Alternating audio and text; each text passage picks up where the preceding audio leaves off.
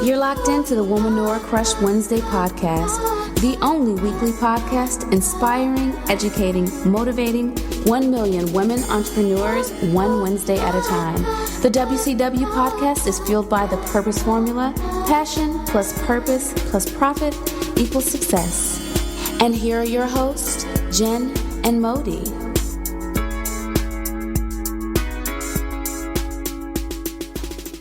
Crushes. This week we are excited to have Shinjini Das. Welcome, Shinjini, to Womanora Crush Wednesday podcast. Let's dive into this. So can you tell us your Womanora story and how you started as a keynote speaker? You know, like your journey as a keynote speaker. Yeah, absolutely. So I started public speaking a while ago, actually. I was about 15 when I first started. I'm 24 now, so I mean, it's been a while. And, really loved it, had a lot of fun with it, did it all throughout high school. And this is kind of your speech and debate. If you guys are familiar with that, I think every high school typically nowadays, they have this program called speech and debate. Right. And so that was what I did, and I won a lot, and it was exciting. But as a 15, 16-year-old, it's kind of hard to have that long-term view. So I did it, I was winning, and it was exciting. But I'll be honest, I didn't know where this could go. But at the same time, because I loved it so much, I knew that I couldn't give it up. I knew that I had to keep going. I knew I had to do it. So went to Georgia Tech, graduated as an engineer from there. It's a science and technology school, so speaking is not really, it's not really a thing. So I really had to figure out how to do it. So figured out how to do it. I was a commencement speaker, but really the big trajectory or the big point for me, that turning point was figuring out if I wanted to go professional with it. And I think a lot of people, a lot of girls, the women listening have, hobbies or side hustles or whatever. And so that question of, does this become professional? I think that was a big moment for me, and again, something that only I could answer, because I'm an immigrant, Indian American. Speaking is not really a thing in our culture or community, so no one had any idea. It's not like parents could really advise or my friends knew anything about it. So I really had to essentially lock myself in a room and say, do I want to do this professionally? And the answer was yes. I had no doubts, no reservations, but I had no idea how to make it happen because my thing was how do you get signed to an agency? How good do you have to be to do that? How much experience do they require? And so I had all these questions and just, things that I had to work through. And so I did, long story short. And so I guess fast forward about a year and a half, and here we are, and I'm signed to a campus speaking agency. And I think this is really cool because campuses are such a huge market. And for me, it's really, really very special because these are kids, they're young people, they're kids. And so when I go in and talk about identity or diversity or inclusiveness or the go-getter, how to sort of go after your dreams, it really hits hard because these are 18, 19-year-old kids who are very impressionable and they listen to me, and I love it so much. I'll be honest with you, I love it so much more than I thought I would. Because even in the beginning, I was like, oh, it's campus. How will that go? How will that be? But it's just been incredible. And so a lot of what I'm doing is campus right now, but obviously transitioning into full corporate as well. So balancing the two ends of the spectrum there. That's I'm awesome. loving it just hearing That's just it's awesome. It's awesome. But my thing is, I everything you're saying is wow. And to me, as young as you are, it's great that you're able to connect with the 19-year-olds in college where they feel, when you tell them your story, I can tell that they're probably so inspired to, to do something better, for themselves. I can tell that just you coming in there and speaking with them, that they probably just want to get out there and say, you know what, this is what I really want to do. Yeah, absolutely. It's incredible to me because they're all first of all, they're all just such good kids, you know. Like I was just at Randolph-Macon a couple of weeks ago, and then I'm going to University of Indianapolis in a couple of weeks, and like literally it's like a flow right now. So it's just all really good kids, you know, who just need direction, you know, who need inspiration. So like one kid a couple of weeks ago, he said that he's introverted, you know, he's shy. So and I was shy growing up, you know, really, really shy, not confident at all. And so I told him my story of like I started believing that I can do it, you know, instead of waiting for people to invite me to stuff. Like I started inviting myself to stuff, you know, and just taking ownership of my own life. And he told me that was inspiring for him to hear, and that he's going to try to do that too. And so, I mean, that's just a really big deal, you know, like you walk out of a room of, you know, 100 people and hopefully they have learned something and their lives are now better because of you. Like, I'm really overwhelmed. Because the thing is, you know, with kids, like the impact is a lot more like fast, you know, like corporate, and, you know, they're like, oh, that was interesting. I'll see what you know, but with kids, you like, if you connect, like, oh my gosh, it's just immediate, you know? So how did you go to the next step? Like when you said, I had all these questions and then what do I do? How do you even know that you need to connect with this agency, or how do you even know what to do next after that point? Yeah, it's a good question. And I think so many women face this, especially, and I say this because typically women don't have as many connections or as vast of a network as the guys do, right? I think we all know it's like a total boys club in business, in entrepreneurship, you know, and I think like I would be, you know, delusional to say that it's a girls club because it's not, right? And I think that's something that we can all agree with. So I think for me, what was really, really critical was researching. So the minute I searched professional speaker, the minute I searched keynote speaker, the first thing that came up was speaking bureaus and speaker agencies. And I mean, I had no idea, you know, obviously what any of these were. So I looked and I thought, oh, wow. So this is how it works. So I can't just, you know, first of all, I mean, you can be individual. Like after a couple of years in the game, you can go independent, but starting out, like it's really, really hard to be independent, right? Because no one knows you, no one knows who you are. So for you to, you know, try to get, and for me, like, and the other thing is I've always wanted to play big, you know? So my thing was like, yeah, maybe I can get a $50 gig or like $100. It was like, I was never interested in that. Like I was always interested in 4 figures, 5 figures, like 6 figures, you know? Okay. Yes. Like you're not gonna get 5 figures on your own, you know, at 20 whatever 3, like starting out, you know. So for me that was a big thing. It was like, oh wow, you know, you have to be signed to an agency. So then the next step was which agency, you know. So I looked at a couple, I called a couple.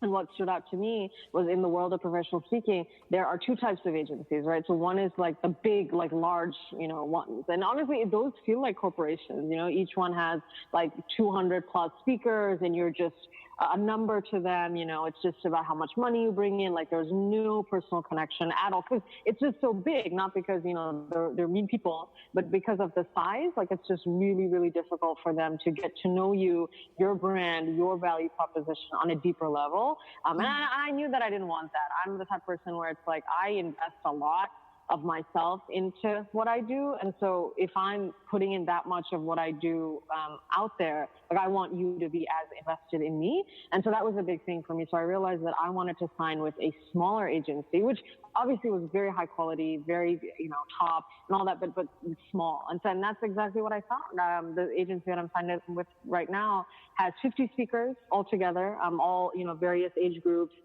profiles, backgrounds, etc. And that's it, you know, which, I mean, in the world of professional speaking, like 50 is super, it's probably the smallest you can go, really.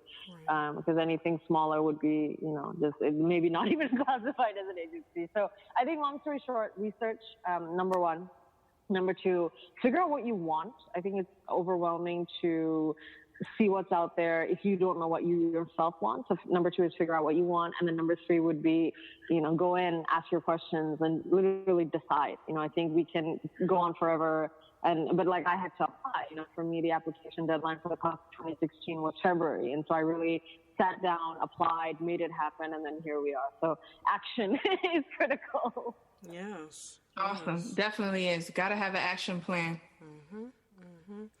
So what was a pivotal moment in your life that shaped your path to help you get to where you are today? And just a quick side note, I think it was Forbes. You had an interview saying all the things you did before you were 24, I think it was. Yeah, it's like how yeah. Yeah. And I know in that interview you talked about coming from the Indian background and like how that affected you to take the plunge into entrepreneurship and quit your job. But can you talk about all that? Yeah, oh my God, it's been real. It's been real.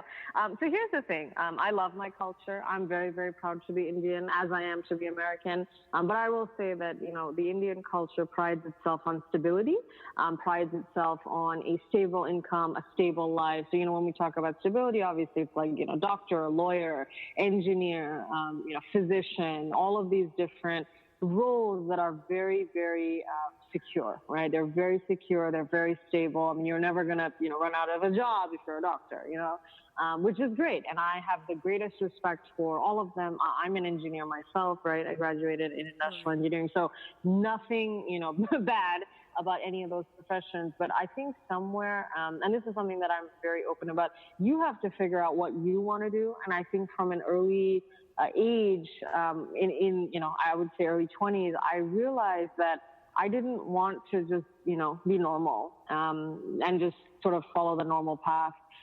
Having said that, you know, there are a lot of people who do, and I'll be the first one to say that entrepreneurship is not for everyone.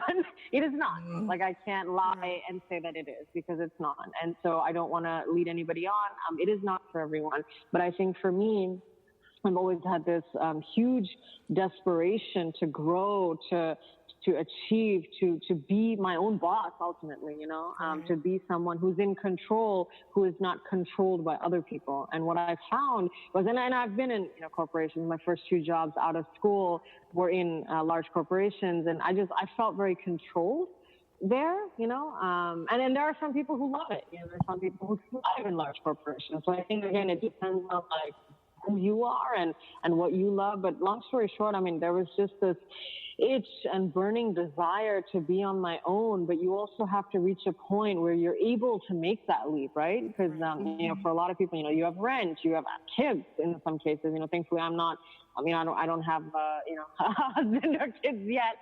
So it's a little bit easier for me to do it, because I am sort of solo right now, in terms of not married.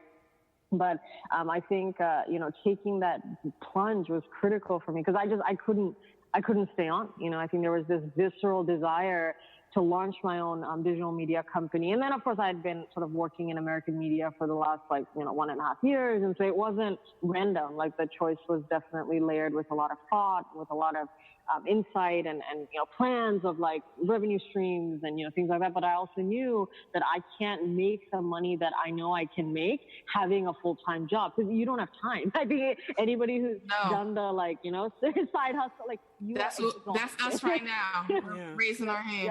Yeah. Right. So it's just, and I did it since so I did it for 1.5 years altogether, you know, and this was like consulting, and I mean, it was crazy, you know, for me to balance both. And so, and I did it. I was like, I got to do it. But I will say that it was really hard. I mean, my parents literally thought I was crazy. Still to this day, they're like, you can always go back, you know, and I was like, no, but I don't want to go back, you know, right. Like, there's a reason that I left, you know, I don't want to go back. Right.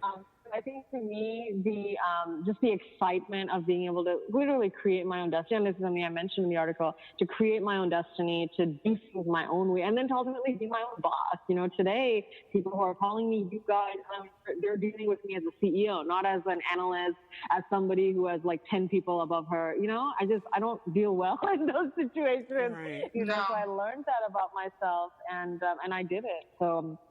And here we are. So I think essentially, like, if I were to do like key takeaways, you know, figure out why you're doing it. Make sure that this is something for you, because it's not for everyone. Number one. Number two is a lot of people, parental pressure, you know, is a real thing. So I think with that, I've been able to prove to my parents that I know what I'm doing. And I think the biggest concern with anyone, immigrant parents and otherwise, is money, right? The only thing that really they care about is like, are you going to be financially stable and secure? And, with that, I'm like, hey, I'm getting these gigs, but it takes time. I don't think any entrepreneur will tell you that they made their first million the first year. Like it's just not going to happen. It just takes time. So I think that's what I've been telling them is that just, bear with me. I know what I'm doing. I'm applying to business school as well because I want to get my MBA as well. And so, just bear with me. I know what I'm doing. And definitely not going back. Yeah. Oh, are you really getting your MBA or are you just telling your parents that? No. I want to. Like, I'm actually studying for the GMAT right now, and it's a little bit of a regret there that I didn't finish the GMAT before, but it's okay because everything in my life happened so fast. Like I literally graduated college, was discovered a couple of months later, and it's been a whirlwind. So no, I mean it's fine, but it's hard to find time to study as well as to build my business, Exactly. and it's kind of crazy. So with that. What is the best part of you owning your own business, and what's the proudest moment of being an entrepreneur this far? Yeah, that's a good question. So I think the best part would be the full control. I have full creative control, full financial control, full business control. And actually, so I think something that I've also figured out about myself is I'm a decision maker. I've always been, I am today. And so this whole idea of like asking for permission and, why don't you ask the boss what he thinks? Like that just didn't do it for me. You know what I mean? So I just had a quick question and thought. So are you still doing your digital strategy and your all of your digital media and the coaching and the speaking, or tell us what's a day in the life, or what all combinations are you doing, if any? Yeah. That's a good question. So I think the umbrella is digital, right? It's digital media. Having said that, it's also, I would say the real umbrella is media. So media has two prongs, which is digital media and traditional media. Because me as a personality, as a figure, like I'm on TV. So TV is traditional.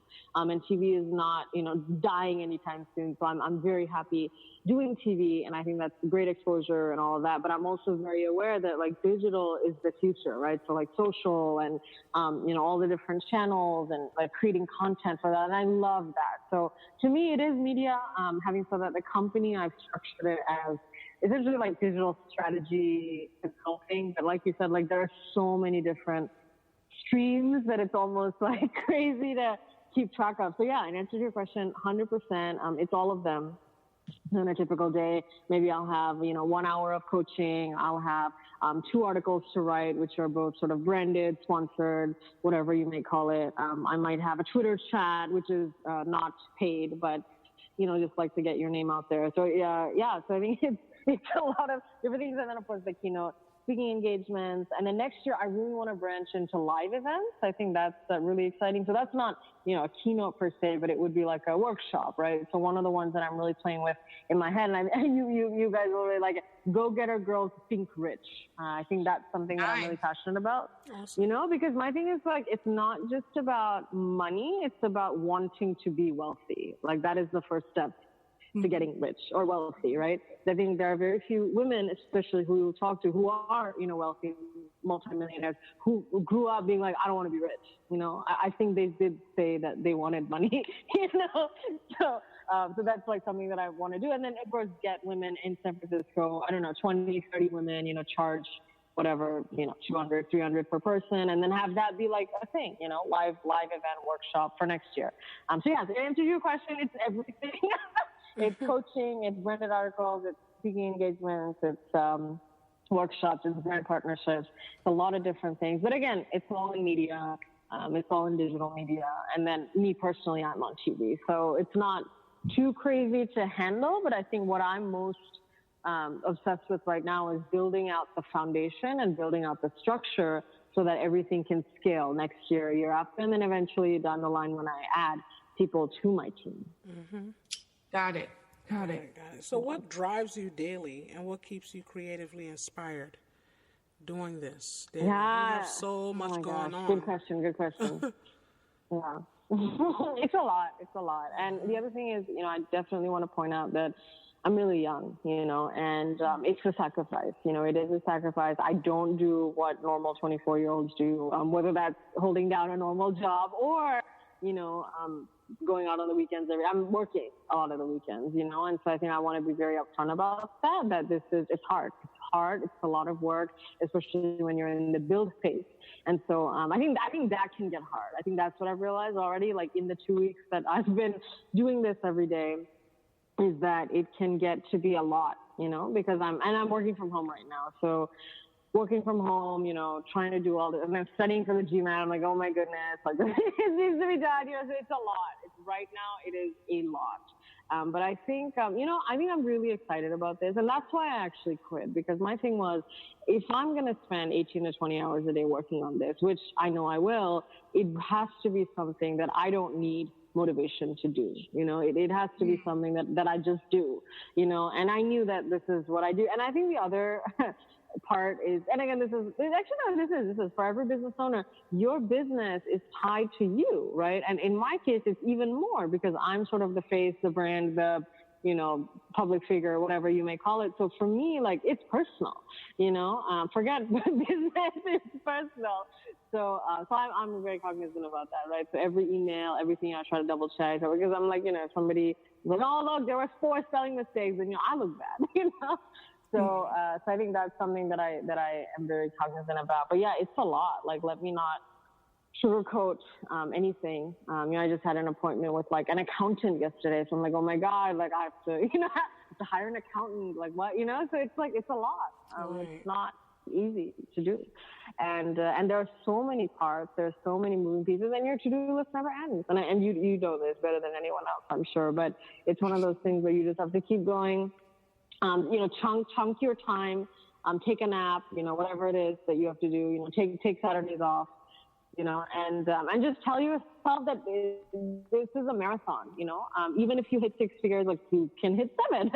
If you hit 7, you can hit 8. Like it's never, it never ends. I think that's what I'm telling myself is I don't think there's like an end for me, so, and I'm very goal oriented. So my thing is, slow and steady. We're here for the long run, but yes, I think on my end, I definitely, like, my biggest goal, honestly, is to become financially fully, sustainable, independent, just like, let's go, 6 figures, 7 figures, so that I'm not even like worried about money anymore. Because I think that's the point because honestly, after like, I don't know, your first million or whatever, like it's all the same, right? It's like, whatever. That's what they say. But I think that, that's what they say. Yeah. I'm just, focused on that. And then, of course, I'm very passionate about my own personal brand as well. So in terms of like my own, that has nothing to do with my company per se, but me as a public figure, like my own, hopefully down the line TV show, my own like product line, my own like brand partnerships. Like I really want to partner with Pandora and create like Go Get a Girl bracelets. And like that stuff would be just like me, not my company or whatever.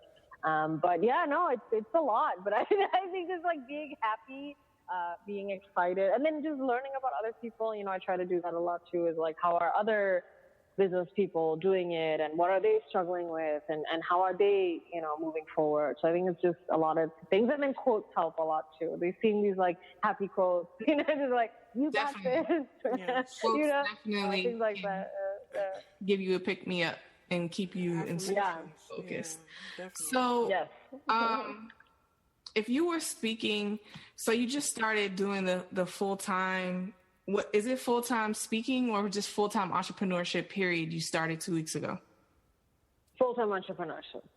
Okay. So since you've been a full-time entrepreneur for the last 2 weeks, what advice what's the best advice that you have ever heard, let's just say in entrepreneurship? And then the second part would be, what advice could you give like a young person that is trying to become a speaker? Best advice that I've received about entrepreneurship is on scaling, right? So make sure that your idea and your company and your model and your products, everything is scalable.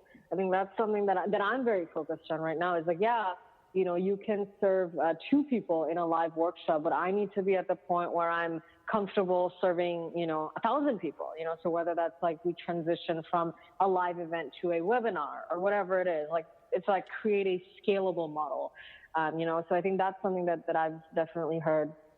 Because, doing 2 people, 3 people is fine, but when you're at a larger scale, and for me, it's a little bit more expedited, the growth, just because me personally, I'm in media, right? So like I'm speaking, I'm on TV, I'm on this. So obviously my name grows a lot faster than an entrepreneur who's not in the public eye on their own. You know what I mean? So I think that's been really interesting to see, like the Forbes article, right? I mean, it's gotten like, almost 40,000 views in like, 6 days, like it's just like a lot, so wow. As a result, people are like, oh my God, like what do you do, da da da. So to me, I have to be prepared for that growth, and I have to be prepared to scale fast is what I'm saying. So I think scaling would be the advice that I've gotten in terms of what I can give to someone as a public speaker. I think, first of all, you have to be ready to be professional. I think this is something that I haven't been very open about, but for me to be at a point to be signed with an agency that pays 4 figures per gig, like I'd had to put in almost 10 years of work before, and I think that's something that actually I've never been open about that, but it takes time. Like nobody who's worth anything is going to pay you $3,000-$4,000 per speech if you've been only doing it for a year or 2 years. Like no one's going to, so because you don't want to look like a joke. And I think that's something that I want to be honest about. And I see this all the time with every singer, every, whatever, like this person has been grinding for 5 to 10 years before you even hear of them in the public eye. You know what I mean? Yeah. So, so it's like they're on TV. Yeah, but like they started at 10 and now they're 19. So you're seeing them 9 years later.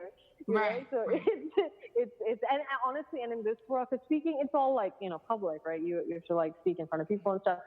It doesn't matter how old you are. It matters how much experience you have. So I'm 24, but I have almost 10 years of experience in this, So I'm not new, So I think that's something that I would say to everyone is, you have to build up that experience, and now I don't care how old you are.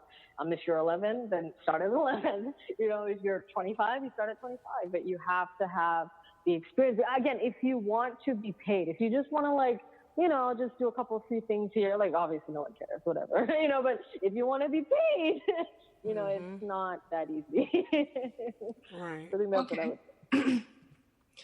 say. Thank you for that advice for our listeners. So we have a mantra on the show, and it's called the Purpose Formula. And basically it's purpose, passion, profit equals success. Could you tell us a little bit about your purpose formula? Yes. Wow. Passion, purpose, and profit equals success. Okay. I'm very passionate about changing the world for good. I think this is something that, and I honestly, and this is not new. I've been saying this from the time I was young, that I wish that there was someone in the public eye, whether that's, whatever, journalist, speaker, whoever, in the public eye, who is, first of all, like me, right? A woman of color, did not grow up, wasn't born here or whatever. Just like someone who looked like me, who thought like me, and someone who was morally sound. I think we're seeing this play out on a national level right now, that there's sort of a morality crisis, right? In the sense of like people are not aware of like what's good and what's right and what's wrong, and I think somewhere like that has been huge for me, because I've always been a very moral person, a very correct person. I've never done anything that I would regret, that I do regret, and I take that very seriously, like making the right choice at every point. So I've been very passionate about changing the world for good, because I strongly believe that every single person who has power today, not everybody is good.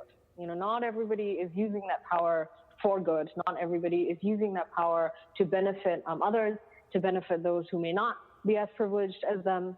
Because I think power and privilege, like it just adds a different, it's like, it's a lot of wealth, it's a lot of attention, and I think it can be very disillusioning for some people, right? Who shouldn't have that in the first place. So I think somewhere like that's been a big thing for me is like, if I ever get the opportunity to be in a public position, like I'm going to change the world for good. And so I think that's my passion, is to change the world for good. And I don't know if you guys like follow me on Twitter, but a lot of what I say is that, it's like gender equality and, boys should reflect and cook and girls should do CrossFit and do engineering. Very like different things. You're not hearing this from every public person out there, but that's why I'm very glad that the world has accepted me, because I'm different, and what I think and what I say, like it's very different. It's very traditional. Like the values are very moral, very good, but you don't see a normal 24-year-old saying stuff like that. And so to me, like that, I take that very seriously. So passion is to change the world for good. And I've been really fortunate to be able to do that in my short time in the media right now. So that's my passion. My purpose, I think that is my purpose as well. I think that's your purpose really and your passion. Yeah, that's my purpose. That's my passion. Because I strongly believe the world needs more love. That's like something that I truly believe. Number one, more love, more light, more goodness. A lot of times I hear a lot of pessimism. I hear a lot of, this won't work. And I'm like, wow. I guess this is, I got to fix all of it. It's all on me. It's all on me to fix, So to me, like that is very important to me, because the thing is, if you are optimistic and hopeful, a lot of things can change. If you're pessimistic, like you're screwed, Yep, so I think that's something that I take very seriously. And if you see anything that I put out, a quote or whatever, like everything's like really happy all the time, because I am very happy all the time. Maybe because I live in my own world, but I would highly advocate that for everyone, because it's one of those things where your vision is very ideal and it's like yours, I don't want it to ever be corrupted. So hopefully when you meet me at 40, like I'm also going to be happy all the time, so that's the goal. And then profit. I think that is why I'm successful, because people see that I am genuine and authentic and happy and like excited, and they're like, oh my God, like I want what she's on, and I'm like, no, this is natural. I'm not on it, so, but that's why I think I'm successful. That's why I think that I am getting booked for gigs and, articles. And I mean, people are now reaching out to me for articles, right? So they're like, oh, I read your post, loved your voice. You're so empowering for women. Can you do this? Can you do that? And so I think that's been cool, right? To have people sort of come to me and not have to chase all of business, right? So I think that's what it is. And I place a great premium on being happy, on being like, on exuding joy. Because I now that I think about it, like there are not a lot of people that come to mind when I think of like who exudes joy, So for me, I'm like, if that's something that I am naturally, like I should do that, because it's important. Definitely. It's important to be happy. It's important because, everybody just like everybody's day is more bright when you are happy and excited and that's just something that everybody's like, your energy. In the beginning, I was like, wait, what are they talking? And I was like, yeah, I guess I'm a highly energetic person, which is apparently rare. So I might as well own it. That's awesome. Yeah. That's awesome. awesome. That was perfect. That's awesome. Yeah. That's awesome. So what's next for you? What's next for Shinjini Das? What is next? Yeah. What's next? Okay, so right now I'm like on a weekly timeline. So let's see. So coming up today is so actually the two biggest ones are in Indiana. So in a couple of weeks, I'm going out to the University of Indianapolis to speak at a diversity conference. I'm actually really excited about this. So it's the Diversity Lecture Series, and this is my first iteration of this keynote, which is Define American, the Powerful Rise of Millennials of Color. Again, really excited about this, because, again, obviously, I can say this because I'm of color. If I were white and I'm giving a speech on the rise of millennials of color, I don't have as much credibility there, right? So I think people would be like, wait, what? But I'm able to say this because of who I am, again, which is why I'm like so passionate about getting women to producer roles in society, right? So not just like reading an article, but writing an article, right? Not just hearing a speech, giving a speech, because I have full creative control over my topics, right? And because I'm a person of color, I can speak about this. And I'm so excited because it is. America's on track to becoming a majority minority country. And, how does that look for everybody? And so that's like the topic of the speech. And then I'm also doing CBS Indianapolis TV segment, TV interview on STEM. It was like how to get kids more excited about building things and coding. And again, what's great is like, and that's what I tell everybody is like, I'm not selling myself out. I told my parents this too, like, I'm not selling myself out. I'm an engineer, but I'm going to go on TV to talk about coding. Like, I'm not talking about, beauty and fashion, like, as much as I love beauty and fashion, you know what I mean? So it's one of those things where it's like, I think it's really cool how all my worlds have come together in such a beautiful way. So talking about technology, I'm an engineer, like, I'm speaking the day before, like, literally it's like all coming together. Right. So beautiful. And then business, like, I've always like been obsessed with business from a young age. And so now I'm like a business owner. And so I think it's really cool that, again, key lesson being, if you want, like, everything in your life can come together in a beautiful way. Because I tried for this. This was not magical. This was work. Definitely. But, it's one of those things where it's like, you got to put in the work to, like, make the story, like, fit. I think that, because I struggle with that. In the beginning, I was like, oh, I'm an engineer. Oh, but I also speak. Oh, but I also like business. But today I can say that it's all sort of one, right? It's not like, oh, yeah, by the way, I own a business. Oh, by the way, I also speak. And it's like all the same thing now, So pretty exciting there. So, Shinjini, where can our crushes reach you? Where could you be reached? What are your handles? Yeah, so pretty much all of them are Speaker Shinjini. So that's SPEAKER SHINJINI. I'm on Twitter. You can find me on LinkedIn, add me on LinkedIn. Shinjini Das, and then Facebook, like my public page, Instagram, basically Twitter, Instagram, LinkedIn, not and Facebook, not on Snapchat, not about that life right now. Way too much going on. It's a lot. But yes, add me on Twitter, Instagram, and Facebook. Awesome. Okay. Awesome. Thank you much. so much for joining us. Thanks for tuning in to the Womanore Crush Wednesday podcast. Be sure to tune in next week for Girl Talk with Jen and Modi, along with some of your favorite business crushes, more exclusive business tips, insights, creative business ideas, and doable action steps to improve your business and help you create your phenomenal life. Sharing is caring. Don't forget to tell a friend to subscribe and stay tuned for a weekly dose of the WCW podcast. Crushing hard on the Womanore and want to hear her story on the show? Know a creative woman-owned business that's killing it? Let us know at womanorecrushwednesday@gmail.com.